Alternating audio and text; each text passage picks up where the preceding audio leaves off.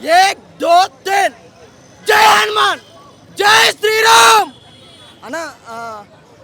నాకు రవితేజ గారి వాయిస్ చాలా బాగా నచ్చింది అన్న. లాస్ట్ 10 minutes గూస్ బంప్స్ వస్తుంటే 2025 మళ్ళీ పార్ట్ 2 ఉన్న సినిమా. నిజంగా అన్న ఎక్స్పెక్ట్ చేయలేదు పార్ట్ 2 ఉంటుందని. ఓన్లీ పార్ట్ 1 అనుకున్నాను నేను.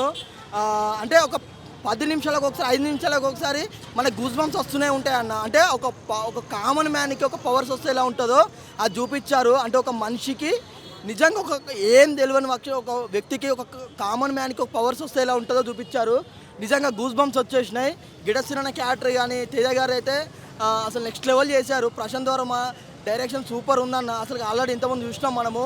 నేను చెప్తున్నా ఈ సినిమా ఇచ్చి పడేస్తుంది అన్న.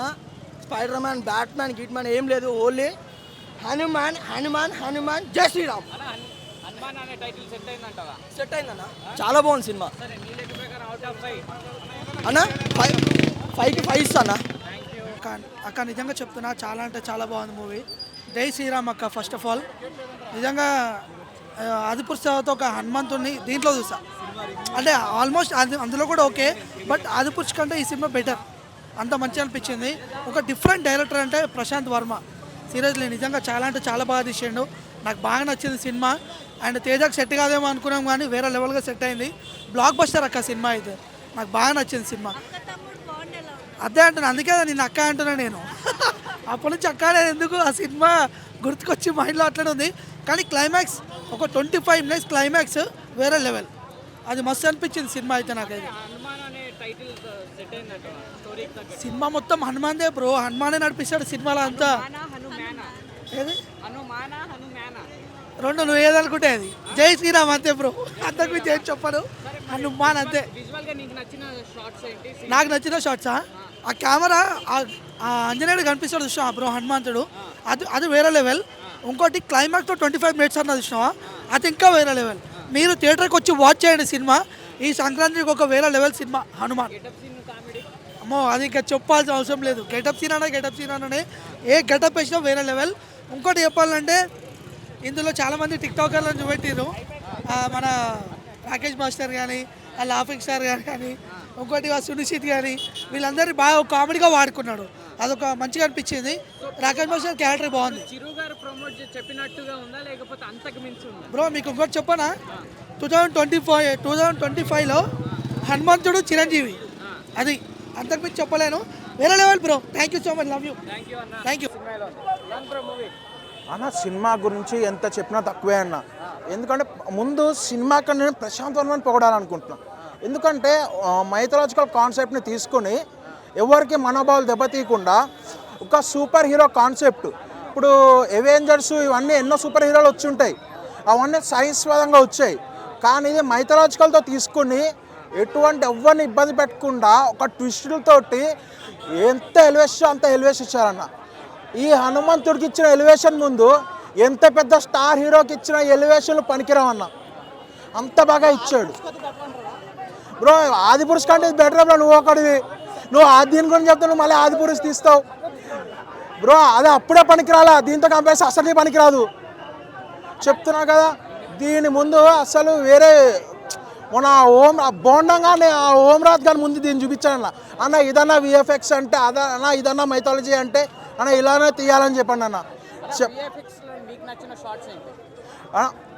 క్లైమాక్స్ షార్ట్స్ ఏదైతే ఉంటాయి, నెక్స్ట్ విఎఫ్ఎక్స్ షార్ట్స్ అంటే కెమెరా యాంగిల్స్ ఉంటాయన్న.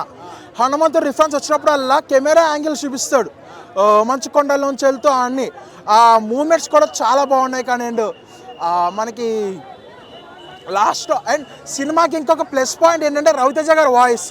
ఫస్ట్ హాఫ్లో మనకి ఎంటర్టైన్ చేసేది రవితేజ గారి వాయిస్ అన్న. చాలా అంటే చాలా బెనిఫిట్ రవితేజ గారి వాయిస్. అండ్ ఇంకా తేజ పెర్ఫార్మెన్స్ కూడా చాలా. స్టార్టింగ్ అంతా ఒక కామన్ మ్యాన్గా వెళ్తూ సడన్గా పవర్స్ వచ్చి లైఫ్ టర్న్ అయింది అనేది స్టోరీ. దానికి మైథాలజీ యాడ్ చేసి తీశాడు. అండ్ ఇది ఈ ఒక్క మూవీతో ఆగిపోలేదు. ప్రశాంత్ వర్మ సినిమాటిక్ యూనివర్స్ అన్న. అన్ని సినిమాటిక్ యూనివర్స్ ఒక ఎత్తు అయితే ప్రశాంత్ వర్మ సినిమాటిక్ యూనివర్స్ ఒక ఎత్తు అవబోతుంది. చాలా బాగుందన్న. ప్రతి ఒక్కరు వరలక్ష్మి గారి క్యారెక్టర్ కానీ, తేజ గారు కానీ, రవితేజ గారి వాయిస్ కానీ, గెటప్ సీన్ గారు కానీ, విలన్ కానీ, ప్రతి ఒక్కరు తక్కువ క్యారెక్టర్స్ ఉన్నా సరే ప్రతి ఒక్కరు వాళ్ళకు వాళ్ళు చాలా బాగా చేసుకున్నారు. అసలు అన్నా ఇది పెద్ద హీరో కౌంట్ అయిపోయినట్టే అన్న. అన్న ఇప్పుడే హనుమాన్ మూవీ చూసి వస్తున్నా. అసలు నిజంగా ట్రైలర్ చూసి ట్రేజర్ చూసి ఒక లెవెల్ ఎక్స్పెక్ట్ చేశాను, కానీ ఈ లెవెల్ మాత్రం నేను ఎక్స్పెక్ట్ చేయలేదన్న. నిజంగా ఈ లెవెల్ ఎక్స్పెక్ట్ చేయలే. ఒక బాహుబలి రేంజ్ దాటేసినట్టుంది అయ్యో బాబు. నిజంగా ఆ విజువల్స్ ఏందన్న, ఆ విజువల్స్ ఏంది, ఆ కెమెరా సీన్స్ ఏందన్న. అసలు నిజంగా ఆ కెమెరా టేకింగ్ అయితే మాత్రం వేరే లెవెల్ అన్న. ఫైట్ సీన్స్లో అసలు ఒక్కో సీను ఒక్కో హైలైట్ అన్న. నిజంగా లాస్ట్ ఆ క్లైమాక్స్లో ఆ ఫ్లైట్ హెలికాప్టర్ సీన్ ఉందన్న, అది అయితే క్యాగ్లను గూస్ బంప్స్ వస్తాయి. అసలు నిజంగా అయ్యి బాబు నేనైతే నాకు మధ్యపోయిందన్న సినిమా చూసి. బాహుబలి విజువల్స్ దాటేసిందంటే నిజంగా గ్రేట్ అంటే గ్రేట్ అన్న. ఒక చిన్న హీరోతో ఈ రేంజ్ సినిమా అయ్యో బాబు. బాహుబలి ప్రభాస్ తర్వాత ఎవరంటే సత్య, ఆ రేంజ్ కనపడింది అన్న. నాకు ప్రభాస్ కనపడ్డాడన్న. ప్రభాస్ 2 అసలు నిజంగా పీజులు ఎగిరిపోయినా, నాకు ఏం మాట్లాడకూడదు తెలియట్లేదు. వేరే లెవెల్ అంటే వేరే లెవెల్లో ఫైట్స్ కానీ విజువల్స్ కానీ అసలు నిజంగా విఎఫ్ఎక్స్ వర్క్ చూస్తుంటే అది విఎఫ్ఎక్సా లేకపోతే నిజంగా అలాంటి ఒక విలేజ్ ఉందా. అసలు ఆ స్టాచ్యూ, ఆంజనేయ స్వామి స్టాచ్యూ చూస్తుంటే అసలు నిజంగా ఈ లొకేషన్ ఎక్కడ బాబు ఒక్కసారి వెళ్ళాలనిపిస్తుంది, కానీ అసలు అది విఎఫ్ఎక్స్ అని అసలు ఎక్కడ డౌట్ లేకుండా. ఆదిపూర్ చూసాను మొన్న, ఆదిపూర్ సినిమాలో చూసి ఆ విజువల్స్ ఆ విఎఫ్ఎక్స్ చిన్న పిల్లలు కూడా చెప్తారు. ఈ సినిమా చూస్తే అలా అది విఎఫ్ఎక్స్ అంటే కూడా ఎవడు నమ్మడు, అది రియల్గా ఉంది ఎక్కడో. ఆ రేంజ్ ఉన్నదన్న. నిజంగా సూపర్ అంటే సూపర్. లాస్ట్ క్లైమాక్స్లో సెకండ్ పార్ట్కి ఎంట్రీ ఉంది. ఆ సీన్ అయితే మాత్రం ఆంజనేయ స్వామి వస్తాడు, దిగుతాడు. అబ్బాబ్బాబ్బా అసలు గూస్ బంప్స్ అన్న. ఇంకా సినిమా ఉంటే బాగుండు అనిపించింది. అప్పుడే అయిపోయిందా అనిపించింది అన్న. 2025 పార్ట్ 2 కోసం ఇప్పటి నుంచే వెయిటింగ్ అన్న. అసలు నిజంగా అల్టిమేట్.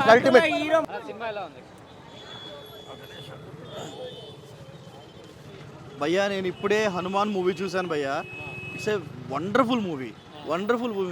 ఫస్ట్ ఆఫ్ ఆల్ మనం ఇలా కొంచెం దేవుడి సైడ్ ఇలా అంటే ఇంతకుముందు మనం ఆదిపురుష్ అనే మూవీ చూసాం భయ్యా. We disappointed a lot, somehow సరిగా డీల్ చేయలేదని.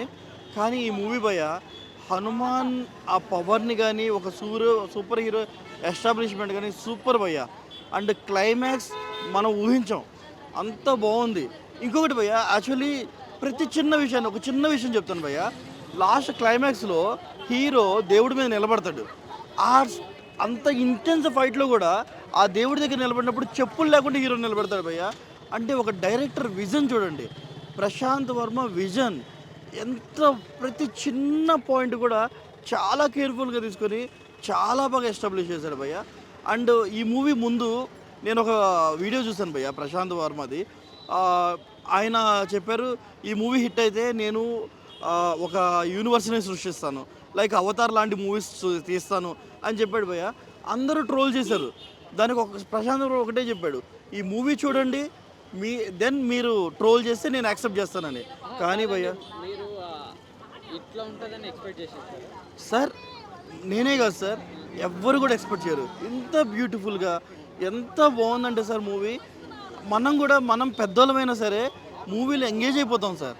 మనం ఆ ఎమోషన్స్లో మనం మిక్స్ అయిపోతాం, అంత బాగుంది.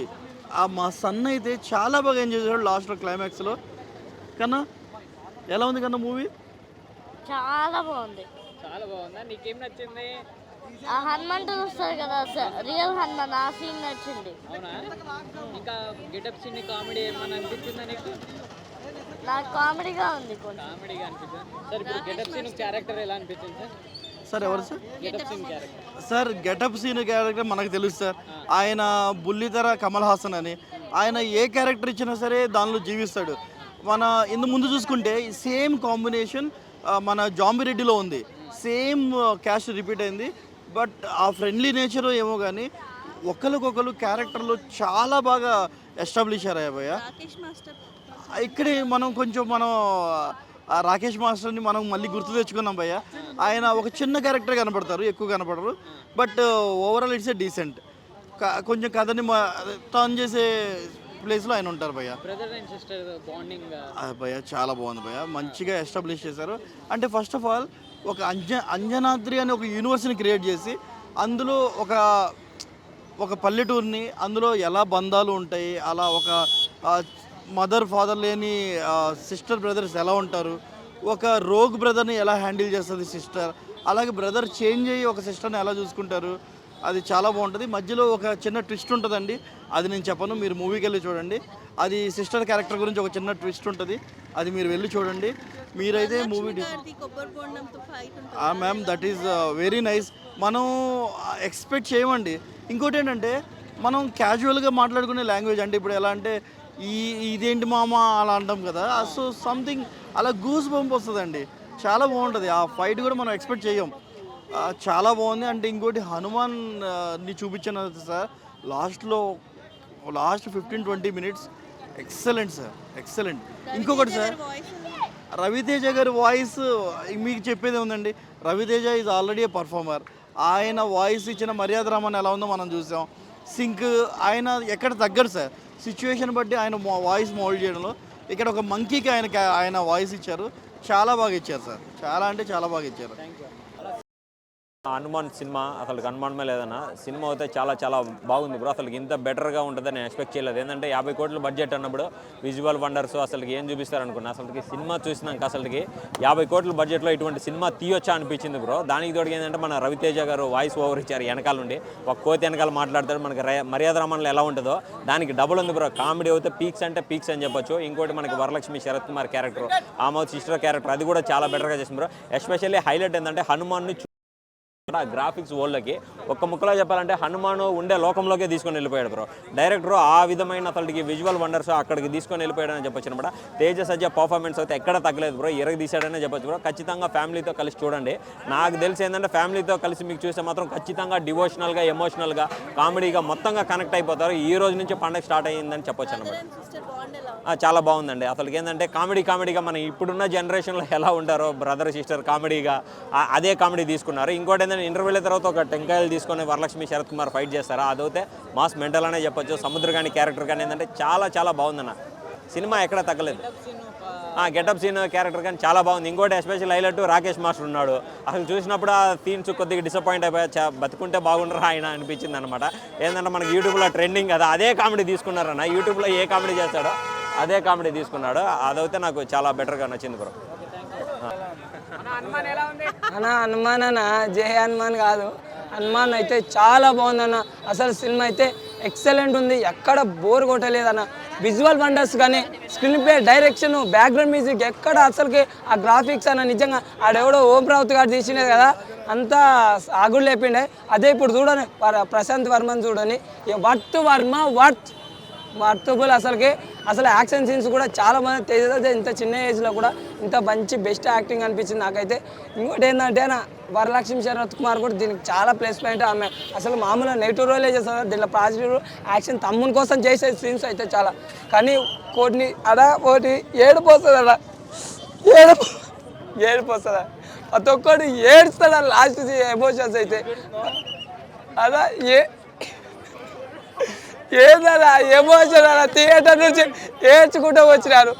ఎందుకు ఏడుస్తున్నావు అంటే థియేటర్లో ఎమోషన్ కరెక్ట్ అయి వస్తే ఇట్లాంటివి ఏదైనా మంచిగా ఏడ్చుకుంటూ వస్తాము. నవ్విస్తాడు, ఏడిపిస్తాడు, ఇన్ని రకాలు. వర్మ ఏంది ఇట్లా చేసినాడు నిజంగా అంటే చాలా బాగుంది. పార్ట్ 2 కూడా వస్తుంది 2025లో. గెటప్ సీన్ పాలు తాతే సూపర్ పవర్స్ వస్తాయి అన్నట్టు ఆ క్యారెక్టర్. కానీ మన బాలయ్య బాబుది ట్రైన్ ఆపే సీనరీ కూడా ఉంటుంది, మామూలుగా ఉంటుంది. మన పవన్ కళ్యాణ్, మహేష్ బాబుది ఇవన్నీ ఇమిటేట్ చేసే సీన్స్ అయితే ఎక్సలెంట్ ఉంటాయి. మామూలు అసలు నాకైతే నెక్స్ట్ లెవెల్ అనిపించింది. మనకు సంక్రాంతి పండుగ చేసుకునేది అయితే ముందర